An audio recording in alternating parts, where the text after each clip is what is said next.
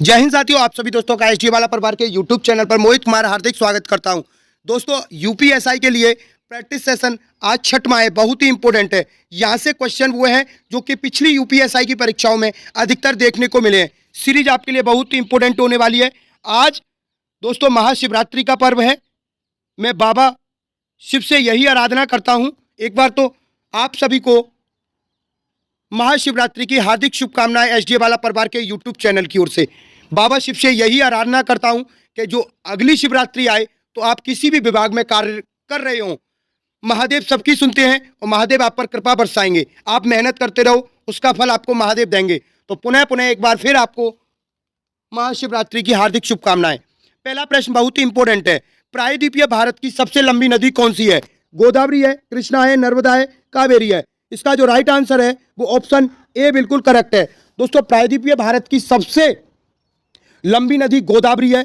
गोदावरी को दक्षिण भारत की गंगा कहते हैं, इसको वृद्ध गंगा कहते हैं। ठीक है, महाराष्ट्र के पास से निकलती है, यह बंगाल की खाड़ी में जाकर गिरती है।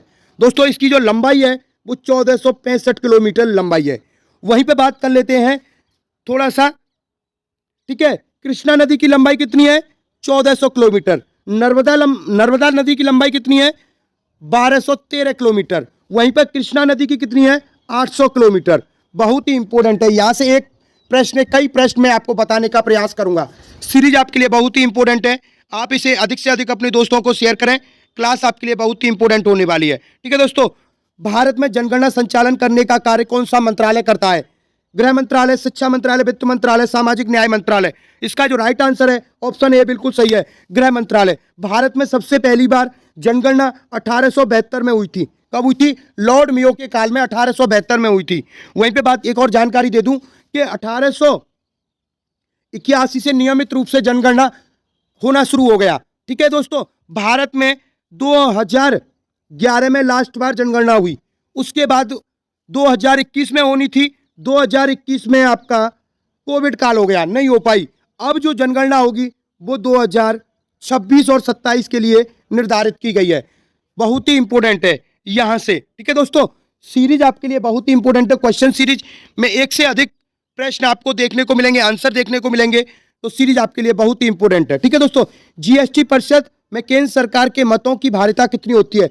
1/3, कुल मतों का 3/4, कुल मतों का आधा, कुल मतों का 2/3। तो इसका जो राइट आंसर है वो ऑप्शन ए बिल्कुल करेक्ट है, 1/3। बहुत ही इंपॉर्टेंट है, यहां से क्वेश्चन अधिकतर परीक्षाओं में देखने के लिए मिलता है। दोस्तों, भारत में जो जीएसटी का जो मॉडल लिया गया है वो कनाडा से लिया गया है। कहां से? कनाडा से। जीएसटी सबसे पहले किस देश में लगाई गई? फ्रांस में। कहां पर? फ्रांस में। ठीक है दोस्तों, जीएसटी को भारत में 101 में संविधान संशोधन 2016 के द्वारा लाया गया और 1 जुलाई 2017 से पूरे भारत में जीएसटी लागू कर दी गई। बहुत ही इंपॉर्टेंट है, यहां से क्वेश्चन सीरीज आपके लिए बहुत ही इंपॉर्टेंट होने वाली है। अपने दोस्तों को अधिक से अधिक शेयर करें। ठीक है दोस्तों, आगरा किला को यूनेस्को विश्व धरोहर स्थल के रूप में किस वर्ष घोषित किया गया? 1980 में, 1983 में, 1975 में, 1995 में। ठीक है दोस्तों, इसका जो राइट आंसर है ऑप्शन बी बिल्कुल सही है। 1983 में जो आगरा किला है उसे यूनेस्को की विश्व धरोहर सूची के रूप में शामिल किया गया। दोस्तों, आगरा किला का निर्माण 1565 में अकबर ने करवाया था। किसने कराया था? अकबर ने कराया था। बहुत ही इंपॉर्टेंट है, यहां से सीरीज आपके लिए। जनगणना की अवधि कितने वर्ष बाद होती है? ठीक है दोस्तों, जो जनगणना होती है कितने वर्ष बाद होती है? 10 वर्ष बाद, 5 वर्ष बाद, 12 वर्ष बाद, 6 वर्ष बाद।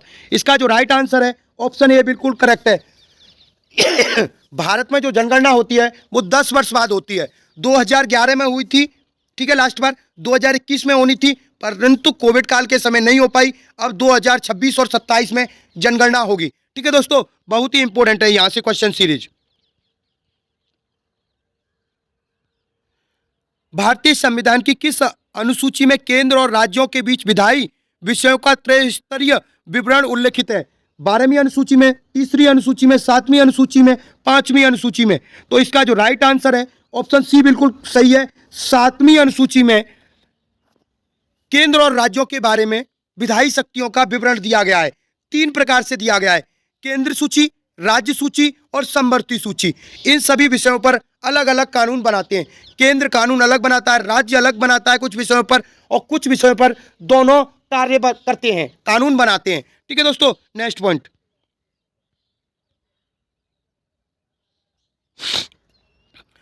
योजना आयोग की स्थापना किस वर्ष की गई थी? 1960 में, 1955 में, 1950 में, 1947 में। तो दोस्तों जो योजना आयोग की स्थापना हुई थी 1950 में। कब हुई थी? 1950 में। इसमें 2015 में इसका नाम बदलकर नीति आयोग कर दिया गया। क्या कर दिया गया? नीति आयोग। इसका जो अध्यक्ष होता है ना, अध्यक्ष, जो वर्तमान में प्रधानमंत्री होगा, वही इस आयोग का अध्यक्ष होगा। यहां से कई बार क्वेश्चन आपको देखने के लिए मिलते हैं। ठीक है दोस्तों, और इसमें जो सदस्य होते हैं वो राज्यों के मुख्यमंत्री होते हैं। ठीक है दोस्तों, बहुत ही इंपॉर्टेंट है। क्वेश्चन सीरीज आपके लिए बहुत ही इंपॉर्टेंट होने वाली है। अधिक से अधिक अपने दोस्तों को शेयर करें। जीवन पर्यंत कैद को दंड अवधि के अंश में किस अवधि के बराबर माना जाता है? 25 वर्ष, 20 वर्ष, 15 वर्ष या 10 वर्ष? इसका जो राइट आंसर है वो है ऑप्शन बी, बिल्कुल करेक्ट है, 20 वर्ष। ठीक है दोस्तों, वह वहीं पर आपको एक चीज जानकारी दे दूं कि भारत का राष्ट्रपति किसी व्यक्ति को आजीवन कारावास सुनाया गया है तो उसकी क्षमा को कम कर सकता है। किसी को मृत्यु दंड सुनाया गया है, उसे आजीवन कारावास में बदल सकता है। तो ये सारी क्षमता सिर्फ एक भारत के राष्ट्रपति को होती है।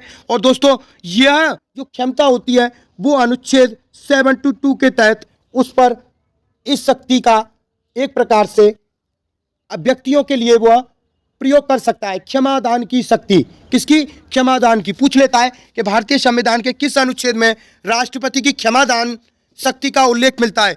तो अनुच्छेद 72 के तहत उल्लेख मिलता है। ठीक है, इसका राइट आंसर ऑप्शन बी बिल्कुल सही है, 20 वर्ष।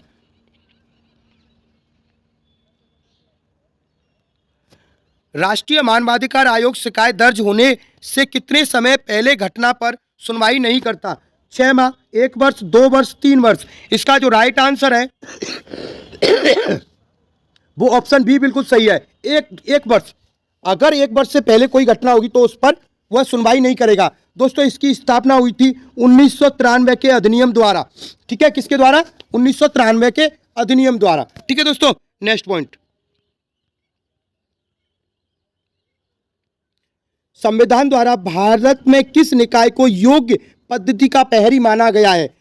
भारत का कर्मचारी चयन आयोग, एसएससी बोलते हैं इसे, संघ लोक सेवा आयोग, यूपीएससी बोलते हैं इसे, निर्वाचन आयोग, इलेक्शन कमीशन बोलते हैं, केंद्रीय सूचना आयोग। ठीक है दोस्तों, इसमें से किसको योग्यता पद्धति का प्रहरी माना गया है? ठीक है, इसका जो राइट आंसर है ऑप्शन बी बिल्कुल सही है, यूपीएससी।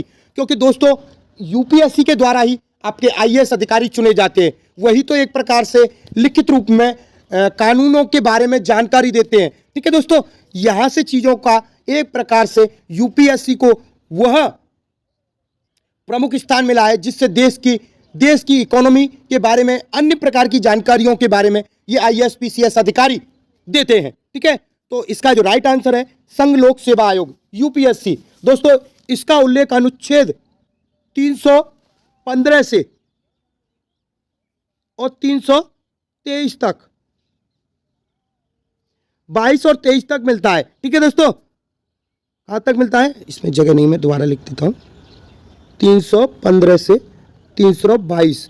ठीक है, कुछ अभिशक्तियां हैं जिसके बारे में इन अनुच्छेदों के मध्य मिलता है। वहीं पे मैं आपको बता दूं, इसका उल्लेख भाग, कई बार भाग भी पूछ लेता है, भाग 14 में मिलता है। किस में मिलता है?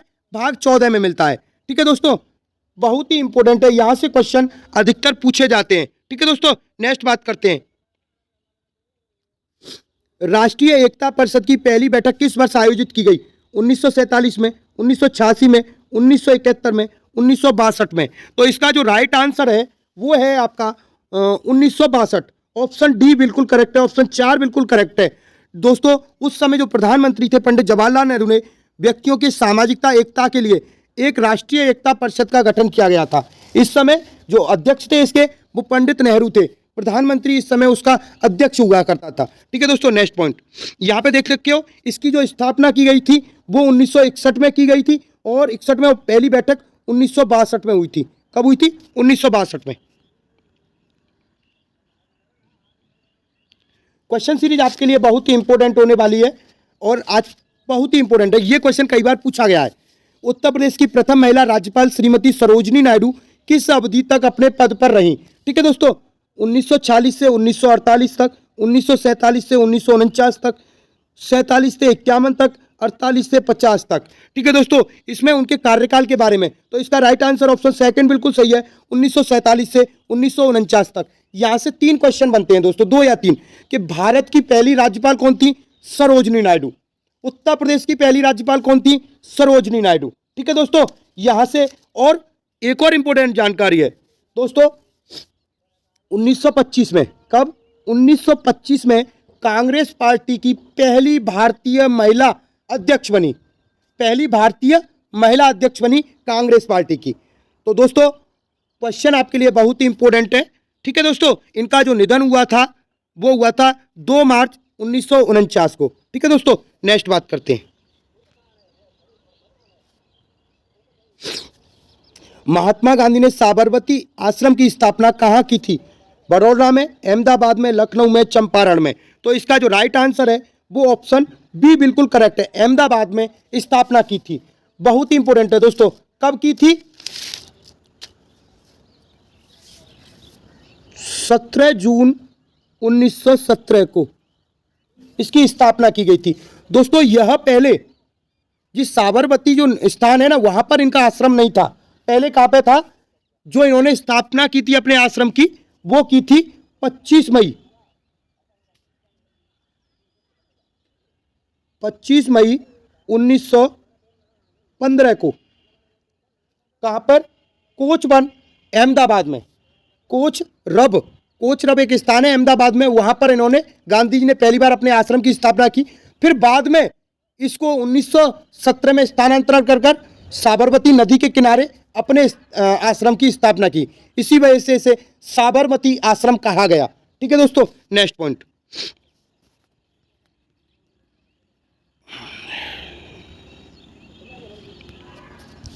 सबसे छोटा हड्डी वाला अंग कौन सा होता है? हाथ का होता है, कान का होता है, आंख का होता है, पैर का होता है? तो इसका जो राइट आंसर है वो ऑप्शन बी बिल्कुल करेक्ट है, कान। जहां पर जो हड्डी होती है ना, उसे स्टेपीज बोलते हैं। क्या बोलते हैं? स्टेपीज बोलते हैं। इसकी लंबाई 3 मिलीमीटर होती है। कितनी होती है? मिलीमीटर होती है। ठीक है, ये देखो चित्र भी बन रहा है, इसमें आपको देख सकते हो स्पष्ट रूप से। ठीक है, ये यहां पर एरो बन रहा है। ठीक है, बहुत ही इंपॉर्टेंट जानकारी है। पीडीएफ बहुत ही इंपॉर्टेंट है। अगर पीडीएफ लेना चाहते हो तो आप मैं इस क्लास के डिस्क्रिप्शन में आपको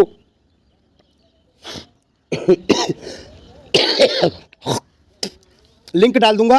स्वास्थ्य ठीक नहीं चल रहा है, फिर भी आपके लिए क्लास ले रहा हूं। नेक्स्ट क्वेश्चन है, लोधी वंश किसके द्वारा स्थापित किया गया? इब्राहिम लोधी, सिकंदर लोधी, बहलोल लोधी या खिज्र खां? तो इसका जो राइट आंसर है वो है बहलोल लोधी। इसने स्थापना की थी किसकी? लोधी वंश की। कब की थी?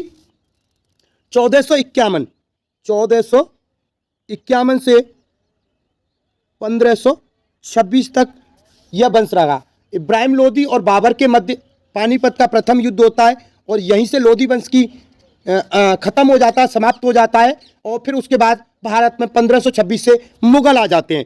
तो बहबल लोधी, सिकंदर लोधी, इब्राहिम लोधी और तुम्हारा इब्राहिम लोधी। ठीक है, ये बहुत ही इंपॉर्टेंट शासक थे जिनके द्वारा भारत पर शासन किया गया। ठीक है, नेक्स्ट पॉइंट। ये क्वेश्चन मूल विधि से हैं दोस्तों। दहेज प्रतिषेध अधिनियम कब पारित किया गया था? 1955 में, 1961 में, 1976 में या 1986 में? तो इसका जो राइट आंसर है वो ऑप्शन बी बिल्कुल करेक्ट है, 1961 में जो दहेज प्रतिषेध अधिनियम पारित किया गया था। ठीक है दोस्तों, यहां से बात करते हैं नेक्स्ट क्वेश्चन। भारतीय दंड संहिता आईपीसी कब लागू हुई थी? 1 जनवरी 1986 को, 1 जनवरी 1862 को और 6 अक्टूबर 1860 को और 1 जनवरी 1864 को। माफी चाहता हूं, ये क्वेश्चन का जो ये वाला, ये 1860 है, मैं 1960 बोल गया था। कितना है? 1860। तो इसका जो राइट आंसर है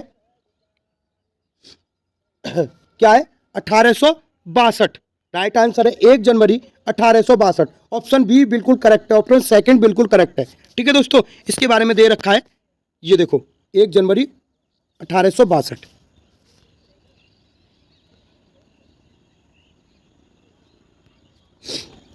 धन विधेयक को राज्यसभा में कितनी अवधि तक रोका जा सकता है? रोक सकती है या रोका जा सकता है? ठीक है दोस्तों, बहुत ही इंपॉर्टेंट है दोस्तों। 6 माह 14 दिन, 6 सप्ताह 1 माह। दोस्तों सबसे पहले धन विधेयक कहां पर आता है? लोकसभा में आता है। राज्यसभा में धन विधेयक नहीं आता। पास होने के लिए जाता है 14 दिन के अंदर। कितने दिन के? 14 दिन के अंदर अगर राज्यसभा उसमें सुधार करने के लिए या उसे पास कर देगी। अगर ऐसा नहीं करती है तो वो विधेयक अपने आप ही पास माना जाएगा। ठीक है, तो राइट आंसर ऑप्शन सेकंड बिल्कुल सही है। ठीक है, यहां पे 14 दिन की सीमा दे रखी है। लोकसभा में आता है, राज्यसभा में मात्र 14 दिन रुक सकता है। ठीक है, धन विधेयक लोकसभा में पेश किया जाता है अनुच्छेद 110 के अंतर्गत। ठीक है, और लोकसभा अध्यक्ष बताता है कि यह धन विधेयक है या नहीं है। दोस्तों क्वेश्चन सीरीज आपके लिए बहुत ही इंपॉर्टेंट थी। क्लास को अपने दोस्तों को अधिक से अधिक शेयर करें। कमेंट में बताएं कि आपको हमारी क्लास कैसी लगी। ठीक है, जय हिंद, जय भारत।